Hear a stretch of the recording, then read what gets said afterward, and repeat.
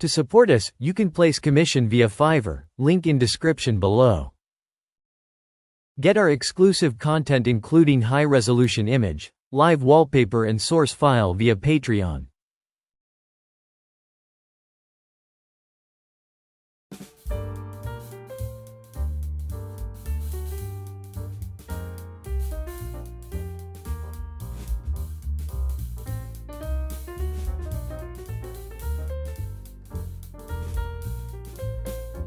To ensure the structure and weight of the whole machine, middle frame will now be applied to all of parts of the Mecha.